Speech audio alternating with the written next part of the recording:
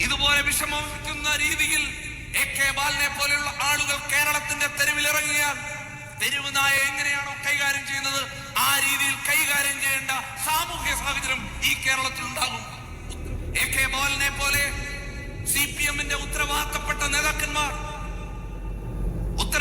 നേതാക്കന്മാർ പോളിറ്റ് ബ്യൂറോയിലും കേന്ദ്ര കമ്മിറ്റിയിലും ഒക്കെയുള്ള ആളുകൾ ഒരു തെരഞ്ഞെടുപ്പ് പരാജയത്തിന് ശേഷം വളരെ ബോധപൂർവം കേരളത്തിലെ മാധ്യമങ്ങളിലൂടെ പറഞ്ഞുകൊണ്ടിരിക്കുകയാണ്. എന്താണ് പറയുന്നത്? ഈ നാട് മറന്ന മാറാടിനെ കുറിച്ച് പറയുകയാണ്. ഈ നാട് മറക്കാൻ ആഗ്രഹിക്കുന്ന മാറാടിനെ കുറിച്ച് വീണ്ടും ഓർമ്മിപ്പിക്കുന്നു. എന്നിട്ടോ ഒരു പഞ്ചായത്ത് പോലും ഒന്നിച്ചു നിന്ന് ഭരിക്കാത്ത ജമാഅത്തെ ഇസ്ലാമിയെ കൂട്ടുപിടിച്ച് ഒരു പ്രത്യേക മതവിഭാഗമാണ് ഈ നാട്ടിൽ കലാപം ഉണ്ടാക്കുന്നതെന്ന് സംഘപരിവാറിനേക്കാൾ ശക്തിയിൽ ഈ നാട്ടിൽ പറഞ്ഞുകൊണ്ടിരിക്കുകയാണ്. എനിക്കും നിങ്ങൾക്കും പ്രതികരിക്കണ്ടേ?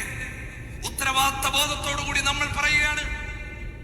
ഇതുപോലെ വിഷമിക്കുന്ന രീതിയിൽ AK ബാലനെ പോലെയുള്ള ആളുകൾ കേരളത്തിന്റെ തെരുവിലിറങ്ങിയാൽ തെരുവ് നായ എങ്ങനെയാണോ കൈകാര്യം ചെയ്യുന്നത് ആ രീതിയിൽ കൈകാര്യം ചെയ്യേണ്ട സാമൂഹ്യ സാഹചര്യം ഈ കേരളത്തിൽ ഉണ്ടാകും. ഉത്തരവാദിത്തോടു കൂടിയാണ് പറയുന്നത്. രാഷ്ട്രീയ ആവേശത്തിന്റെ പേരിൽ പറയുന്നതല്ല. നമുക്ക് മുന്നോട്ട് പോകണം.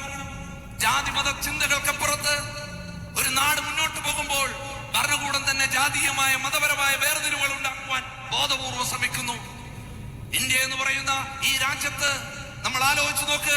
ഹിന്ദു ഉണ്ട്, ഇസ്ലാമുണ്ട്, ക്രിസ്ത്യാനിയുണ്ട്, ജൈനനുണ്ട്, സിഖുകാരനുണ്ട്, പാഴ്സിയുണ്ട്, വിശ്വാസമുള്ളവനുണ്ട്, ഇല്ലാത്തവനുണ്ട്. എല്ലാവരെയും ഒന്നായി കണ്ട കോൺഗ്രസിന്റെ സംസ്കാരമുണ്ടല്ലോ.